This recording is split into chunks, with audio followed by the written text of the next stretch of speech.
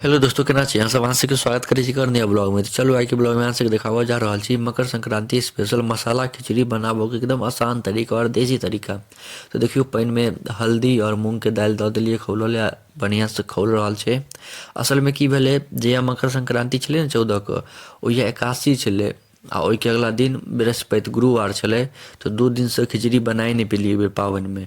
तो आई शुक्र के बना रहल छी। तो अब देखियो, एहिमे नमक 5 चम्मच 6 चम्मच दऽ देबै। देखियो, 4 चम्मच 5 6 चम्मच दऽ देलिए। हमर कोबी भुजा रहल छै बढ़िया से। देखियो, एक नंबर कोबी भुजा रहल छै। हमर नीमको धऽ देलिए, बढ़िया से नीमको एहिमे मिलते, बढ़िया से खौलते। इम्हर देखियो, टमाटर कटा गेलै, चावल धोआ गेल छै। हम बिछा रहल छी चावल, इम्हर टमाटरो कटायल छै।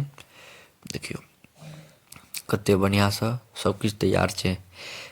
कनिक देर ले हम कतौ चलि गेल रहिए, ताबते मम्मी अपन सब्जी कऽ दऽ देलकै। हम कनिक बाहर चलि गेल रहिए। ई देखियो, बहुते रंग के सब्जी सब बनै छै। भाँटा और केराव के भूजल छै, और ई केराव के पत्ता, ई कदीमो के चटनी बनते, आलू कोबी के सब्जी बनते, तरुआ बनते, पापड़ बनते, बहुत चीज बनै छै। पाबनि में तऽ एते चीज बनै छै की कहू। अब देखियो, एहिमे चावल खसा देबै अपना सब। तो एते चीज बस बनै छै पाबनि में की कहू। एहि बेर तऽ एकादशी पड़ि गेलै, तऽ एकादशी के खिचड़ी नहि बनै छै, तैँ ओहि दिन नहीं बनलै। अगला दिन बृहस्पति भऽ गेलै, तैँ नहीं बनलै। आइ शुक्र छै, तो शुक्र के बना रहल छी। शनि के बड़ पूजा छै, तो ओहि दिन शायद नहीं आयत, तो रवि के वीडियो अहाँ सबके पास पहुँच जायत। तो एहि बेर बहुत लफड़ा भऽ गेल रहै पाबनि में, तो ओहि दिन खिचड़ नहीं बनलै। आइ एकदम बढ़िया से बनि रहल छै, आइ एकदम बढ़िया से खेबै। तो देखियो, सबटा एहिमे चावल धऽ देलिए धो कऽ।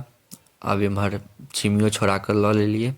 आब एकरो धऽ देबै कोबिये में तोड़ऽ लेल, मतलब कनिक भूजि देबै तऽ बढ़िया रहतै, खायमे नीक लगतै कड़ा कड़ा।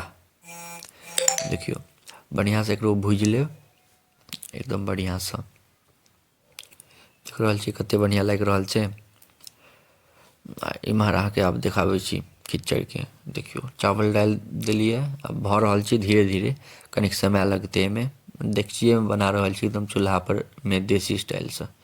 इम्हर देखियो, कोबी निकालि लेलिए, सिर्फ मटर भूजि रहल छियै। देखियो, मटर कोबी निकालि लेलिए। आब मटरो अपन सब निकालि लेब, ज़्यादा मटर के नहीं करबै, कमे करबै, ठीक छै। तो एकरो बढ़िया से तेल में छानि कऽ निकालि लेब, ठीक छै। देखियो, बढ़िया से निकालि लेलिए, कते मस्त एकदम बढ़िया से भुजा गेलै। आब एकरा अपना सब में खिचड़ में खसा लेब। देखियो, पूरा के खसा लेबै। ओहिके बाद कनी देर तक चलल रहऽ देबै चूल्हा पर खिचड़ के। ओहिके बाद फिर उतारि लेब। एक नंबर बनि कऽ रेडी छै। टमाटरो सब खसा लेब, सब चीज खसा लेब। खिचड़ एक नंबर लागत। अखन एहि बेर हम कनी बढ़िया से खिचड़ के रेसिपी के वीडियो में नहीं बना पेलू, कियाकि हम घर पर छलिए नहीं, तो मम्मी अपन बनाबऽ लगलै, तैँ कहलू किछु किछु तऽ देखा दिए। देखियो, अब बनि कऽ रेडी छै। अब नीचा उतारि लेलिए गैस पर से। एक नंबर बनि कऽ रेडी छै। एहिमे आब कनिक धनिया पत्ता सब और तड़का सब लगेनाइ बाकी छै, से सब लगा लेबै। ओहिके बाद अहाँ सबके देखाबै छी खेनाइ एकर। तो देखियो, अब एहिमे तेल में जीर, लाल मिरचाइ, सूखा लाल मिर्च और तेज पत्ता, ई सब खसा लेब। एकरा कनिक देर तक जरऽ देबै। तेज पत्तो खसा लेब, ओहिके बाद कनी देर तक जरऽ देबै, ठीक छै। ई जखन जरि जायत बढ़िया से, पाकि जायत, एकरा फेर आब खिचड़ में खसा लेब। देखियो, पाकि गेलै। अब एकरा खिचड़ में सबके खसा लेब बढ़िया से एकदम। ई तड़का लगेनाइ बहुत जरूरी छै, कि बिना स्वादे नहीं आयत। तो ई जखन खसा लेब, ओहिके बाद बढ़िया से फेर एकरा मिला लेब एक नंबर से। देखियो, अब मिला लेलिए, एक नंबर बनि गेलै, रेडी भऽ गेलै खाय लेल। आराम से एकरा बैस कऽ खा सकै छी। देखियो, एक नंबर रेडी छै बनि कऽ। कते मस्त लागि रहल छै। अब अहाँ सबके देखाबै छी बर्तन में निकालि कऽ।